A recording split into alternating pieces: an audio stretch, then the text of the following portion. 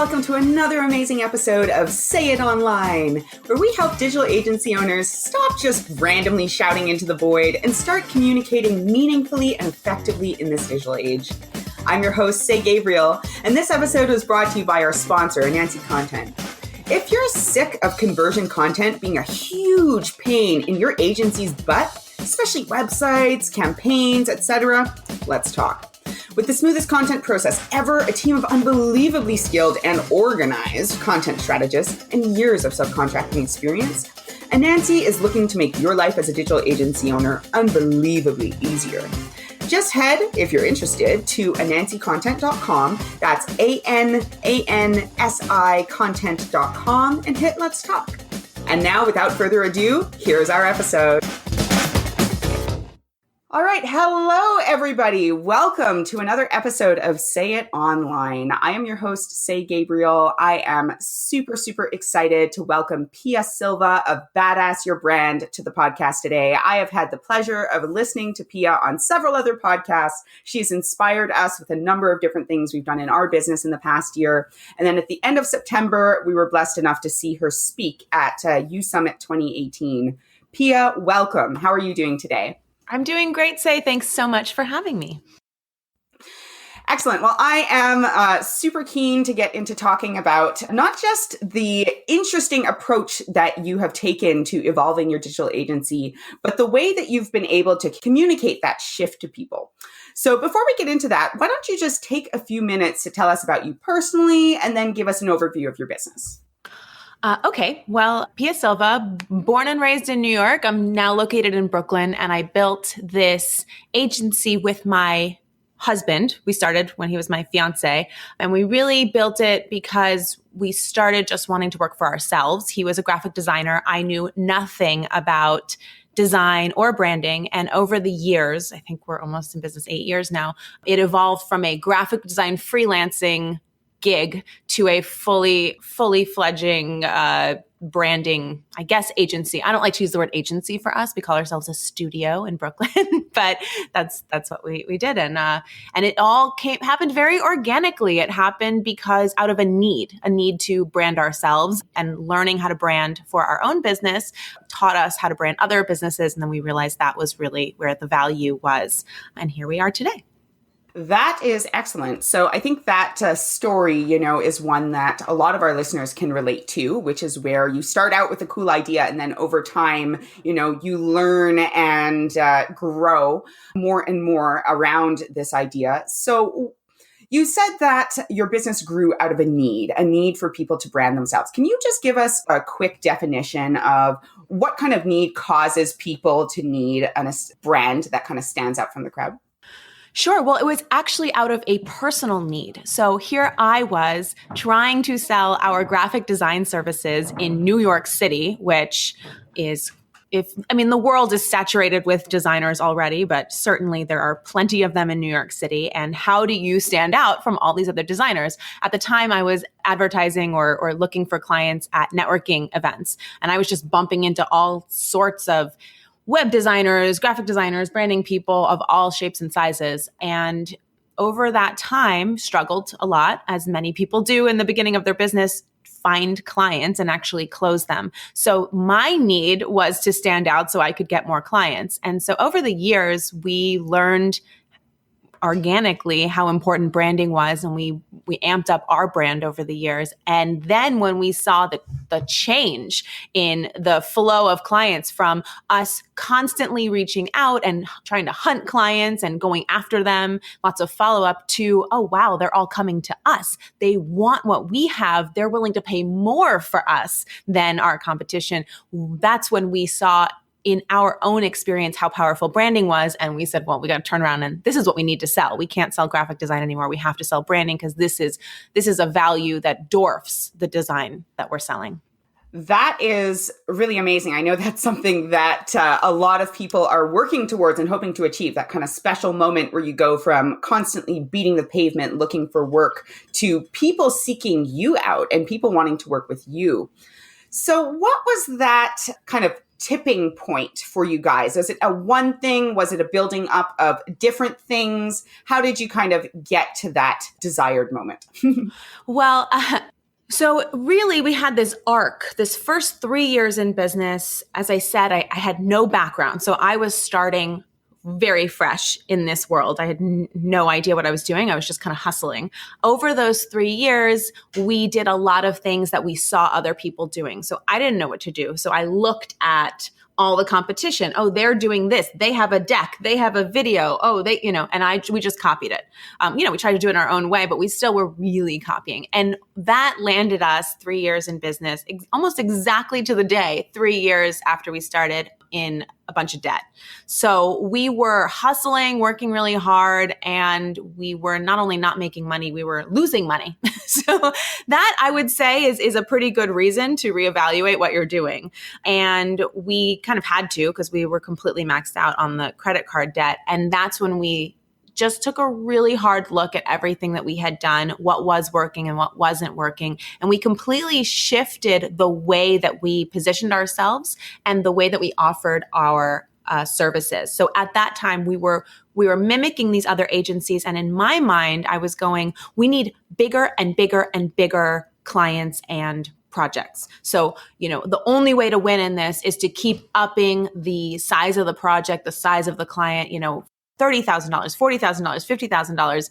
And that was running us into debt.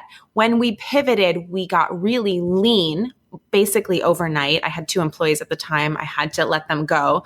And we started offering this very intensive model that was the seed of what our business is today. We were charging a lot less at the time because we weren't experts then, but we essentially went from these long drawn out agency projects that everyone was doing to these very lean, very intensive, like 1-2 day intensives where we would do the entire brand, all of the materials in a 1 day intensive, and we would sell it at a much reduced rate, but we'd actually make more money in the process.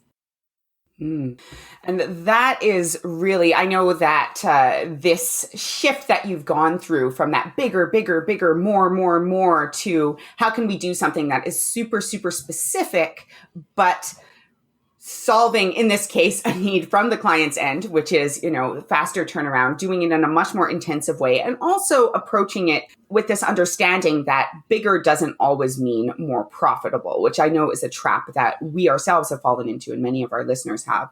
So I'd like to dig into this a little bit more from 2 different angles. I'd love to hear a little bit more about how your inner dialogue shifted from this thought of, okay, if we're going to be successful, we need to do bigger projects, we need to bring on more. Obviously, this shift was pushed and sped up by your financial situation and, realizing that it just wasn't working.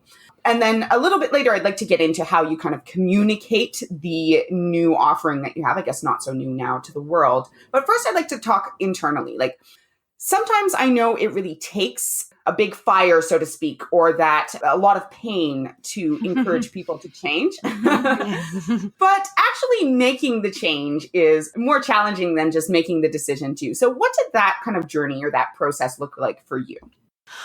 Well, it's interesting because until that moment, just because of the way that I approach probably everything in life, right? How we do anything is how we do everything. I'm a very go, go, go. I have a goal. I am very myopic in my approach to that goal. That's what success looks like, and nothing is going to get in my way. And so until that moment, I wasn't even entertaining the idea that this could look any other way. To me, there was only one answer. And that is one of my big challenges in life. And over the years, I have learned to put processes in place so that I can constantly question that, because my natural inclination is to just, eye on the prize and get out of my way. I gotta go get it. I'm very lucky that I have a partner. My husband is my partner and he's the creative director. He's a very different kind of thinker. We are very different thinkers. And he is much more like, let's entertain all these ideas. And let's, if it were up to him, we would brainstorm and talk and never make a decision and go forward. So that is the beauty of our partnership, I guess. But at this particular moment, he said to me, this, just because we are in debt and just because this is not working does not mean we have completely failed. Because to me, I was like, oh, we failed. We have to close up our business. I have to go get a job. Like that, literally, that's what I was thinking because it was success or nothing. And he was going, what are you talking about, Pia? We just spent the last 3 years building all this awesome stuff. Like we know so much. We've had great clients. We're in a great position right now.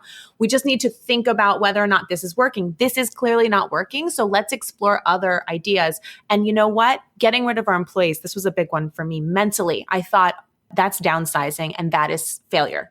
I really thought that. You always must be growing. I can't face people and tell them that I have gotten rid of my 2 employees because the whole point was to have more, like a bigger and bigger team, not to, shrink. And when he said, I don't know what he said, but he said something that just really light bulb clicked in my mind.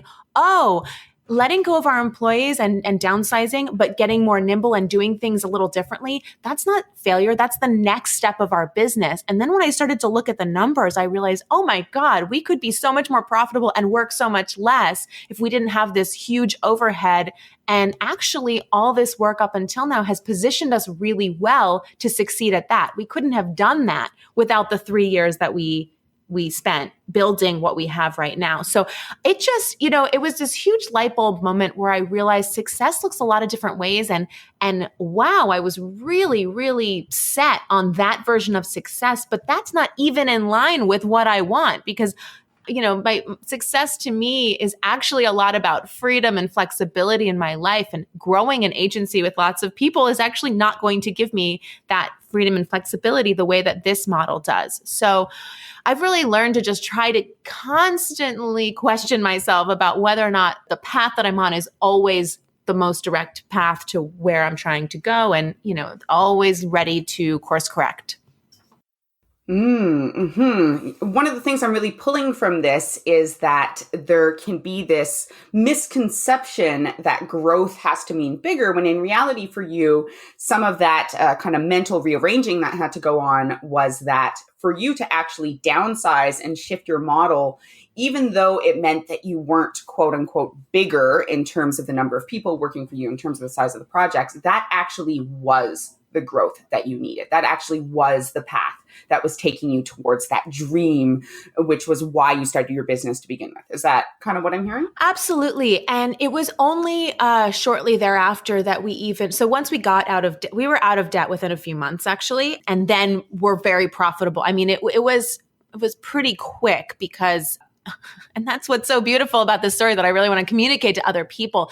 Actually, there might be huge opportunities to really shift gears and completely change the way that you're operating and your profitability that you might not even be aware of if you're, like I was, so set on this one plan. But shortly thereafter, once we were out of debt and I could breathe a little bit, we really sat down and looked at our lives and said, what do we actually want from our lifestyle perspective? And let's back into it with how we operate our business. And that's when I got really clear on the idea that no, we're really about this freedom and flexibility. And oh my God, I was on a track going somewhere else because I wasn't thinking about that at all. I was just thinking about success looks like big, looks like growth, and that's what I want. And so, I always encourage people to start even their business planning from the perspective of what does success mean to you personally, and what does that look like on a day-to-day basis. That should really inform, in my opinion, how you operate your business and your brand, and not the other way around. And one of the things I'm hearing in this is that be careful not to aim towards that far out goal and look so far towards that far out goal that you're forgetting where you're at now and what your day is looking like now. That's kind of, maybe a little bit of a subtext of what I'm hearing here, is that before you were working towards this bigger, perhaps thinking, oh, at one point we're going to get to that point. That's where we want. When instead you could shift your business model and actually get to that point, including the profit, significantly faster. Absolutely. It was a game changer for us. And I think it could be for a lot of people who think of success as looking only one way. Absolutely. So I want to turn our attention looking forward a little bit. So you made this decision. You're like, okay, we're going to change things. We're going to look at what it is that we've been selling and decide that we're only going to do this really specific focus thing that's super profitable for us. So did that just go super smoothly? How did that transition in terms of communicating it to the world with your brand and your marketing and all that stuff? How did that shift go for you? Did you just kind of shift overnight? Did you ease into it? What did that look like? Yeah, well, so we had all these proposals out. They were really hard to close. And I had a lot of proposals that we were waiting on. And you know how it is with proposals. Sometimes you just don't even hear back. You're checking in. Hey, just checking in. I mean, it's this really painful process for me, at least. You're hoping to close them. People are not answering you. You're like, I put so much time into this proposal and you're not even going to respond, which happens, here and there. So what I did was I had all these proposals out. I mean, we had a brand in many senses and we had been doing some marketing. So there was interest. It was just really hard to close, especially at the high price points that we had. So what I did was I called up all the proposals I had out and I said, hey, I always had the same exact interaction. Oh, I'm so sorry, Pia, we're still working on it. They get a little sheepish. And I said, oh, no, I'm calling to tell you actually that proposal is no longer valid. We aren't doing those projects anymore. However, I can offer you essentially the exact same list of deliverables at a small fraction of the price. The difference is that you're basically coming on board to take what we make. It's going to be in this intensive model, which means we're not going to be going back and forth for weeks and weeks and weeks.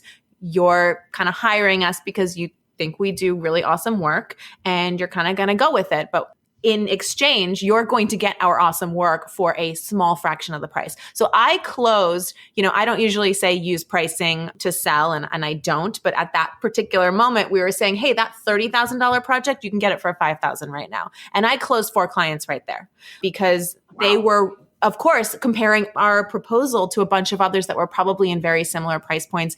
We were at the time even still always trying to come in at the highest price point. So, they said, well, that sounds like a great deal and a steal. I'll take it.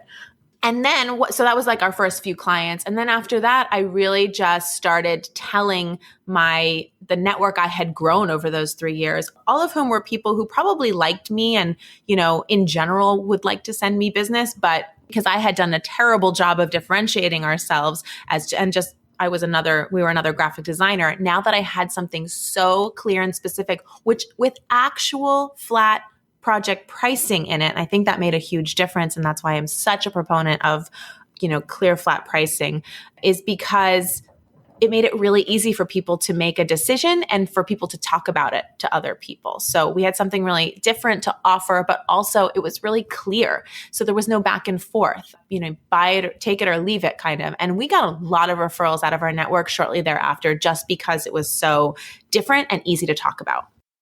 Okay. And that sounds really, really appealing. I'm not going to lie. It made my job easier too. For sure. Now, did you come up against any issues in this process? Were there some people who were like, I don't know, now you can offer me the same thing for $5,000 instead of $30,000. I don't know if I trust you. Or like, what sorts of challenges did you come up against? Or was it really just smooth flowing once you made the decision itself? Well, I actually didn't get pushback like that because it was so clear that it was apples to oranges, right? This proposal for $30,000 was over 6 months. And I said, instead, you're going to pay $5,000 and you're going to make decisions and get it in 2 days. But what you're agreeing to is that this is over at the end of 2 days. We are going to make great stuff. If you want to pick, if you want millions of revisions, that's fine. But I won't guarantee that we're finished with it if you insist on seeing this 10 different ways. And they were willing to come on board with that. And that is a big part of the communication that, we can chat about a little bit more, but that was a big part of the communication and understanding between us and the clients for all of these projects, and continues to be that they're really coming in trusting us and believing that we do really good work. And they're not coming in to hire us as the hands to create something in their head, which is often what makes a creative project go wildly off the rails in my experience. Yes, absolutely. I know that we invoke something called live feedback sessions where we're like, okay, so we're going to sit down, we're going to talk about it. And at the end, we're going to have something that is ready to go.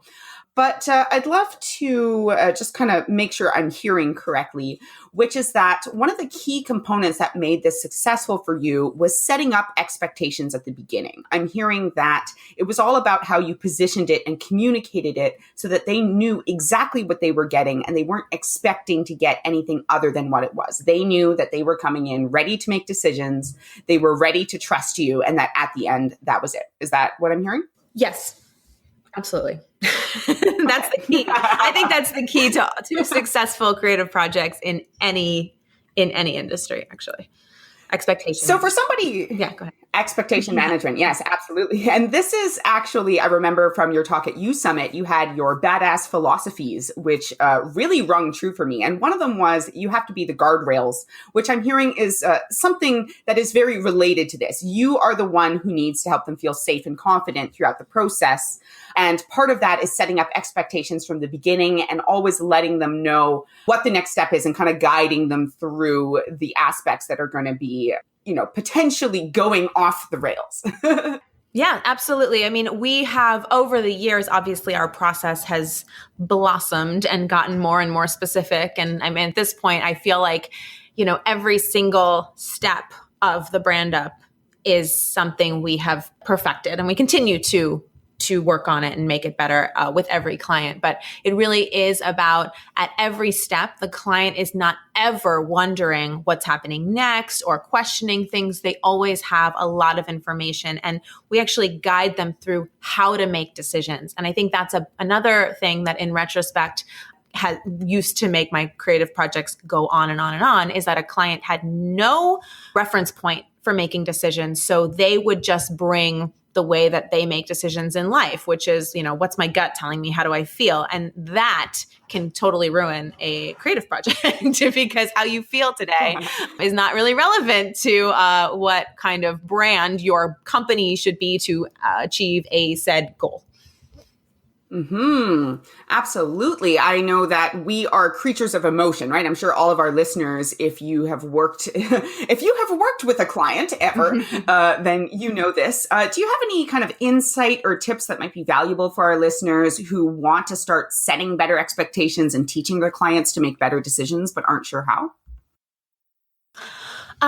Well, I mean, the simplest one is just that at every step of the process, and I think this is something that a lot of creative people especially, but small business owners I've seen kind of skip over, is just setting the expectation, introducing what's the purpose of, at every call, every time I interact with a client, I'll let them know. So the purpose of this call is this, and then we'll do it. And then at the end, I'll say, okay, so we just did this. And the next step is going to be that. And then always, of course, which I also talked about in my You Summit speech, always doing what you say you're going to do. So if my next step is that I'm going to email you this link and then you're going to schedule this call for the next Friday, and then we're going to have that call, then all of those things need to happen exactly as I laid them out so that the client always feels very confident that what you say will always happen.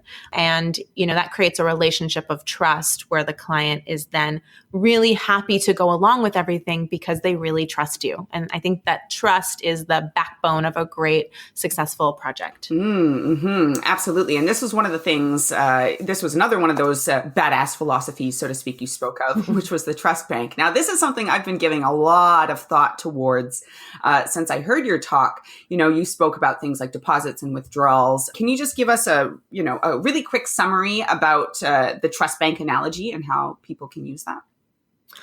Sure. It came from a book we read about like romantic relationships, about the love bank and how in any relationship, the amount of trust is built based on how many deposits and how many withdrawals. So deposits are positive things that you're doing for the other person, and withdrawals are negative things. So there's a lot of different definitions of these, but I think the most important and valuable one for this conversation is, whether or not you fulfill on a promise. So I say I'm going to do something and I do it, versus I say I'm going to email you and then I say I'm going to email you after this call, and then 4 days later I email you. Even though it's like not a huge deal, what it's setting is an expectation from the client with you that you don't always follow through on what you say. And I have found that these micro fulfillments of promises, all of them add up very, very quickly to establish a relationship with a client. And just like a romantic relationship, even a friendship, everybody out there has the friends that are always late and the friends that are always on time. And if you just think about it, the friend that's always on time, no matter what, if they're late, you're not pissed off. You're sitting there going, something must have happened. And if your friend is always late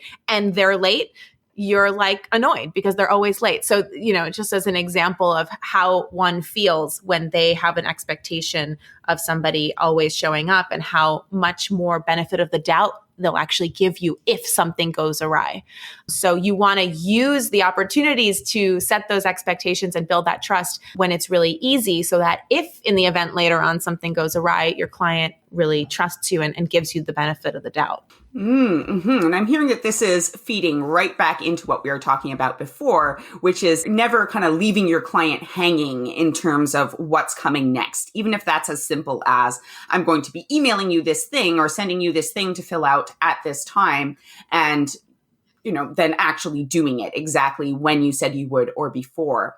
Now, have you come up against, because if I'm going to be totally candid, since I've started thinking about this is something I've tried to apply, but, life happens when it comes to work.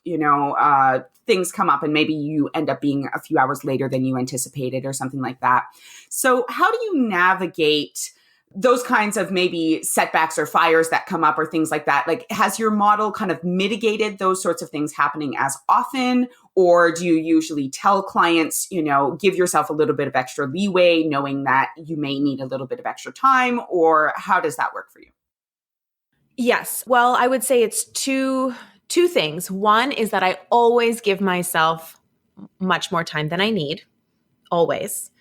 And it's so important to me, so important to me to fulfill, especially with clients. I mean, with everybody as it relates to business, but particularly with clients, it is so important to me to fulfill on whatever it is that I will do almost anything to make that happen. I mean, I put it ahead of almost everything because it's so important to me. So, it rarely happens that something really gets in my way because I have always given myself a big buffer, and because it's so important to me that it goes in front of almost anything else.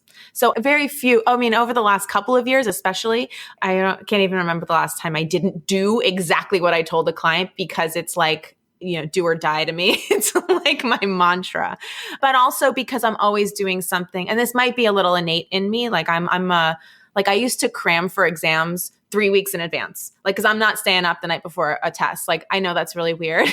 I would stay up and write economics papers 3 weeks ahead of time so that the day before it was due, I'm hanging out, because I like to work intensely, but I don't like to work under pressure like that. So I don't know. We built a process that works, that is very innate to me. Yeah. Can you relate? Oh, yeah, absolutely. I mean, I would like to say that I am better at, or, way back when I was in school, that I was never staying up and writing something the day before, but I would find myself, 3 or 4 days before doing something similar. I'm not sure that everyone feels that same drive to be done things early, but what are the sorts of things that have kind of changed over this multi-year process? You said that your offering has changed and grown. So I'm curious to know, how has the way that you've communicated your offering to prospects and to clients changed over time? Is this stuff you've all been doing from the beginning in terms of positioning? Or what are some of the things you wish you could go back and tell old you to skip some of maybe the pitfalls you ran up against?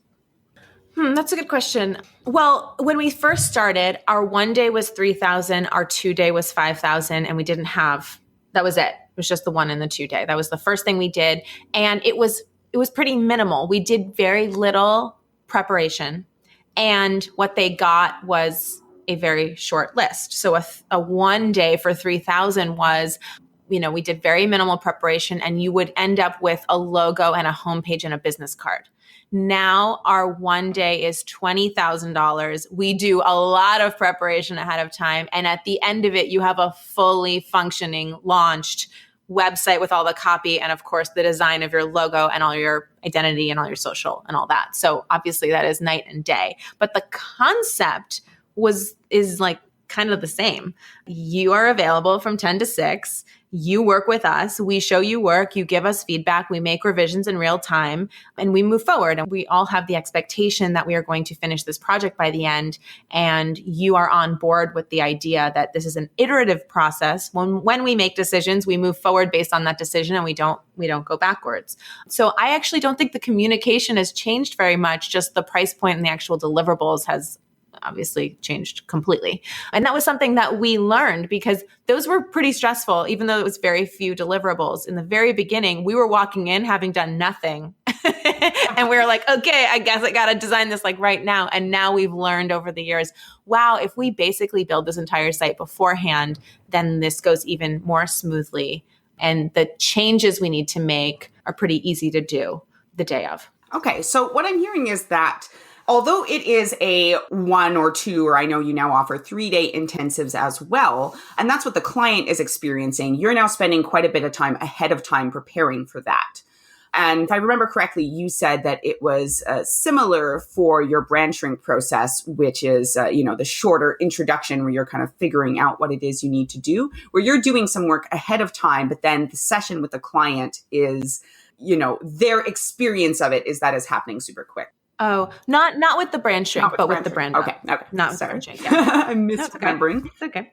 So has it ever happened that someone comes back to you, like a week or two later, even though you've had that communication ahead of time and says, oh, now that I have time to sit with it, I'm less happy about it? Or have there been any challenges with your process that have come up? Well, that has never happened, luckily. And I think that has to do with the confidence with which I not only deliver the project, but set the expectations. So I've never had a client come back to me and say that. About 3 years ago, we had the one and only brand up that did not go smashingly well, I would say. And I learned a lot from that. And the reason is because we had partners in this client, and the guy paying for it turned out, we didn't figure out until the end of this project, was not actually the one who was most important to make the decisions. And that was a big learning point for me. I inadvertently made an assumption that the person who was the one paying for the project was ultimately the one that we needed to listen to most.